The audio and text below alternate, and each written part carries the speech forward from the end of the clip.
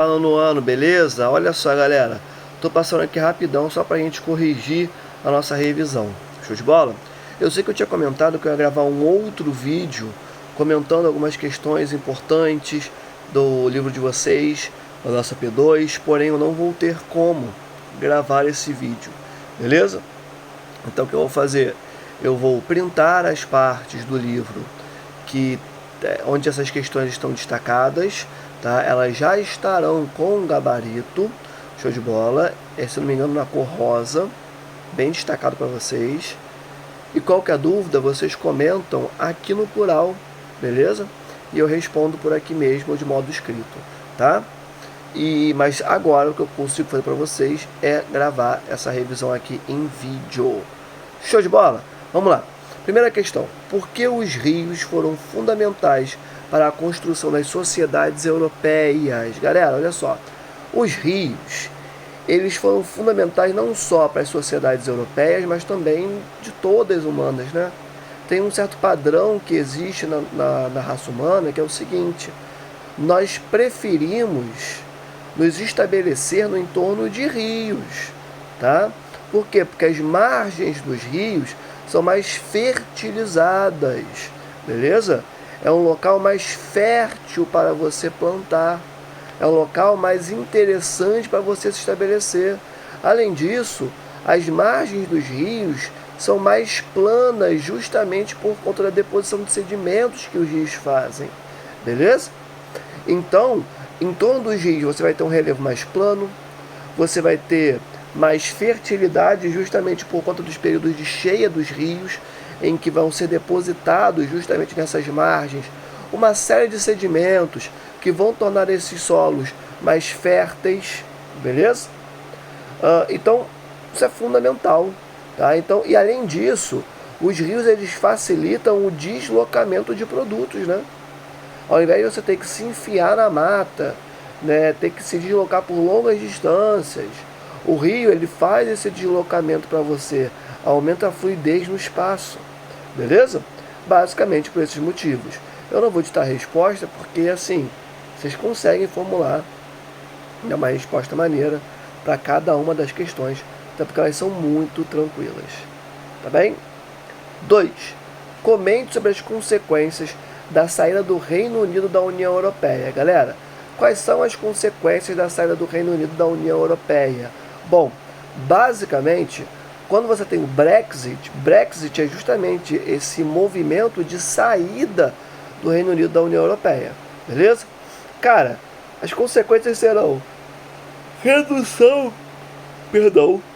do número de produtos que anteriormente eram mais facilmente transportados para o Reino Unido, justamente por estar dentro da União Europeia, beleza? Redução da quantidade desses produtos. De início, você já percebe uma redução da quantidade de tomates nos supermercados, e obviamente que essa quantidade vai ser reposta, né, galera? Só que a questão é que o preço ficará mais alto, então aumento do custo de vida, principalmente do preço dos alimentos, tá? Sem falar em tantos outros produtos, inclusive tecnológicos, que são transportados, que são fundamentais para todo o encadeamento industrial, para a construção de máquinas, beleza? Então, uma série de produtos vai acabar faltando no Reino Unido por conta dessa saída da União Europeia, tá? E óbvio que serão repostos, porém com um preço maior, encarecendo ainda mais o custo de vida nesse território. Tranquilidade? Além disso, a gente pode colocar que, uma série de trabalhadores, né, mão de obra, inclusive qualificada, que estava vivendo no Reino Unido, mas que era, sei lá, de nacionalidade alemã, francesa, grega, sei lá, se vê numa realidade em que, caramba, vou ter que voltar para o meu país, e aí grandes empresas que dependem dessa mão de obra vão olhar e falar assim, cara, mas e aí, meus trabalhadores, como é que vai ser? Porque tem toda uma questão burocrática, de documentos. Foi dado um tempo para esses trabalhadores conseguirem ficar ali no Reino Unido, tirarem seus documentos, mas ainda assim é complicado, tá? Porque, e aí, né? Todo mundo vai conseguir tirar em tempo hábil. São muitas pessoas.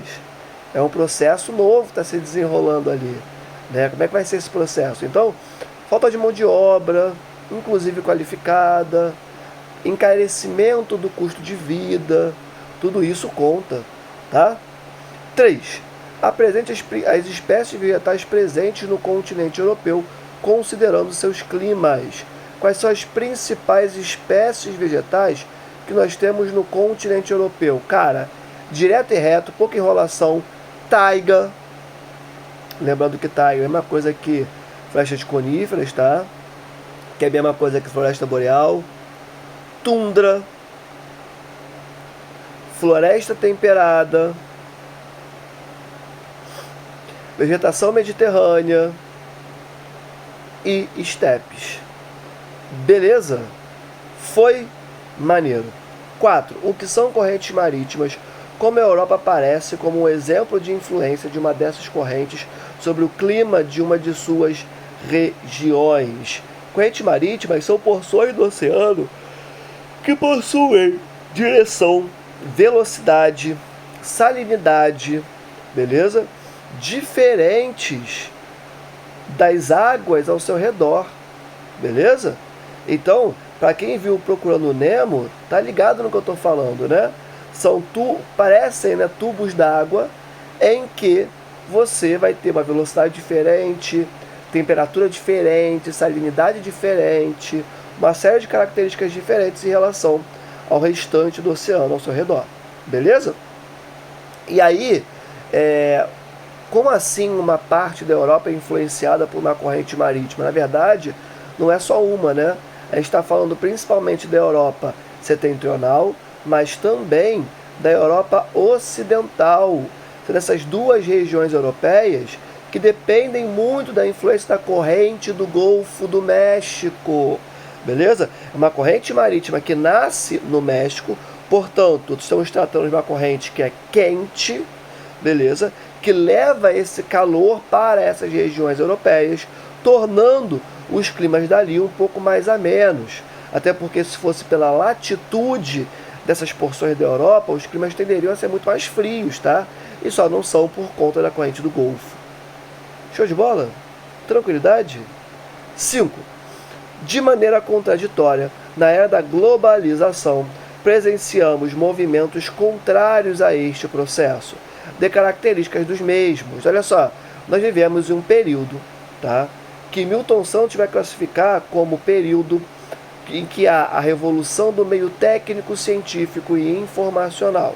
Show de bola? Como assim? Nós vivemos num momento em que a ciência está completamente articulada à tecnologia para gerar novas tecnologias, novas técnicas para o acesso, a aquisição do que realmente mais importa no nosso mundo, que é a informação.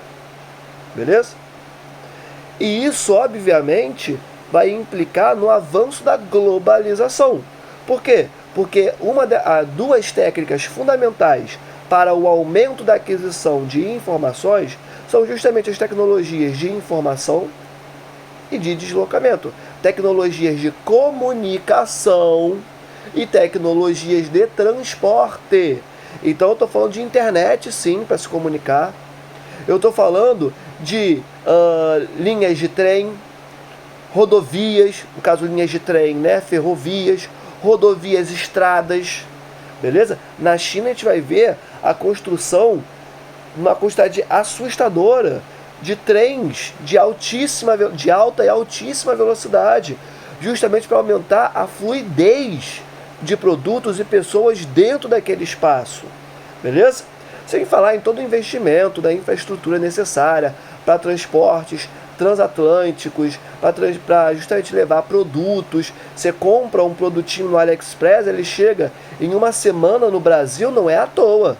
É porque teve muito investimento chinês ali para que esse deslocamento se desenvolvesse com a melhor velocidade possível, com a menor velocidade, com o menor tempo gasto possível, beleza? Para ter mais fluidez dentro desses espaços geográficos, beleza? Então, é óbvio que com essa revolução do meio técnico, científico e informacional tratado por Milton Santos em sua obra, a gente vai ter uma complexificação da globalização como nunca aconteceu na história da humanidade, beleza?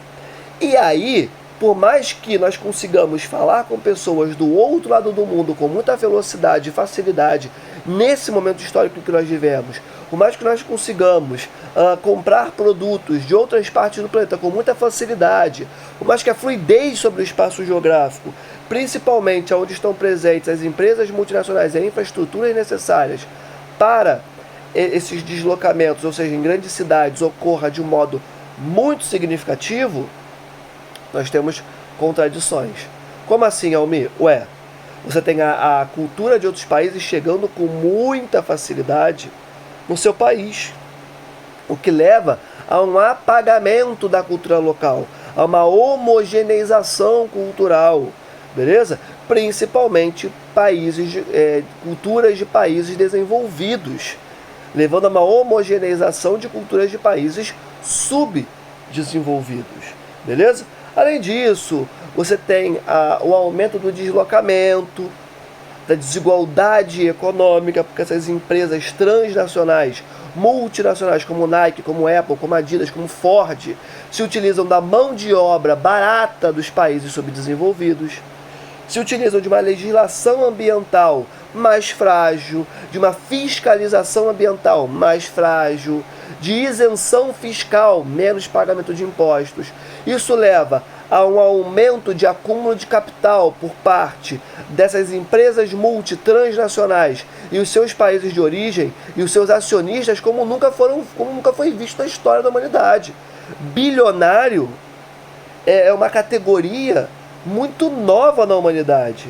Uma pessoa com dinheiro equivalente a um país inteiro, ou até mais, é algo que a humanidade nunca viu antes. Consequência do atual momento da globalização que nós vivemos. Beleza? E óbvio que com a formação de bilionários nós temos a reboque, nós temos em conjunto a destruição do meio ambiente, o aumento da desigualdade social, da desigualdade econômica. Beleza?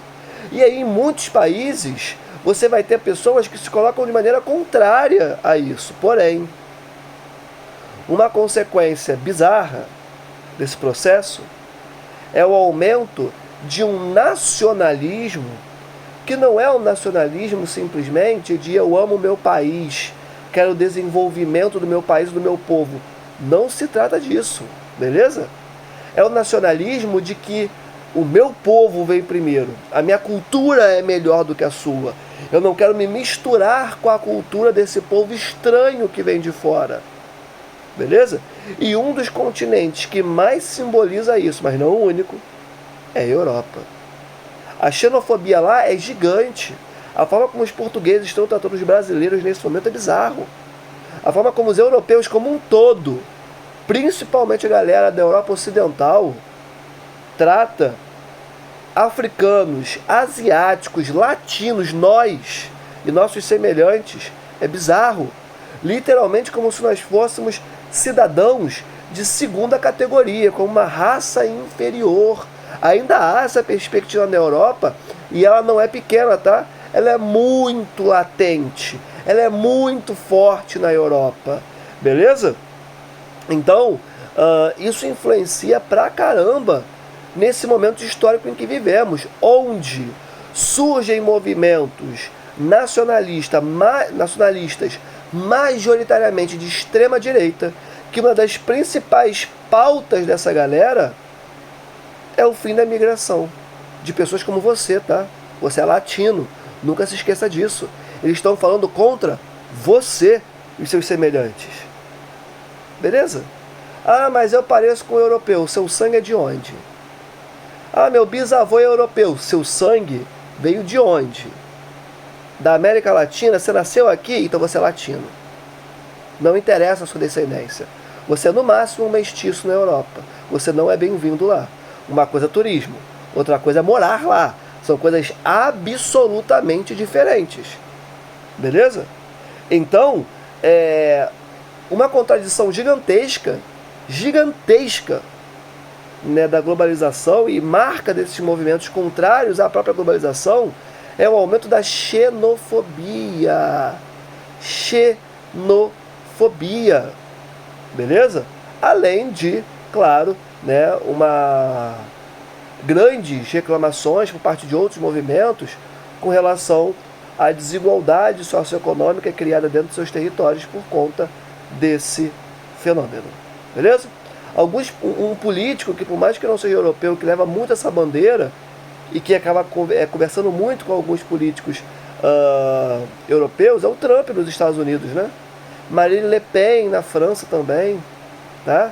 Então isso é uma pauta muito grande na Europa, mas muito grande, tá? É muito complicado falar disso lá. E inclusive em países como a Alemanha, pois é, movimentos nazistas estão tomando força novamente, circundando essa pauta, que é a luta, entre muitas aspas, né, se é que isso é uma luta, contra a imigração. E lembre, você é imigrante lá no território deles. Você é latino, você pode parecer com eles, mas você não é europeu. Beleza? Foi a 5? Maneiro. 6. Disserte sobre meio técnico, científico e informacional.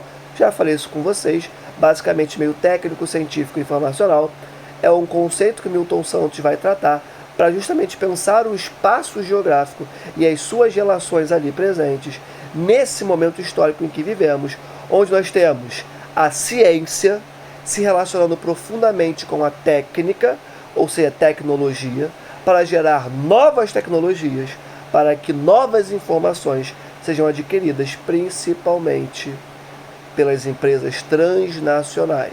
Beleza? Eu estou falando de Facebook, eu estou falando de WhatsApp, eu estou falando de internet mais rápida, de tudo isso. Porque se o produto ele é de graça, é porque na verdade, o real produto são as suas informações. Beleza? Foi? Pessoal, concluímos a nossa revisão. Consegui falar sobre absolutamente tudo que eu queria falar, tá? Não deixem de ver o outro vídeo que eu coloquei aqui sobre a conclusão do nosso conteúdo, falando de vegetação e clima na Europa, beleza? Não deixem de ver os gabaritos que eu vou publicar aqui e também não deixem de ver esse vídeo inteiro, beleza? Beijo no coração, eu fui!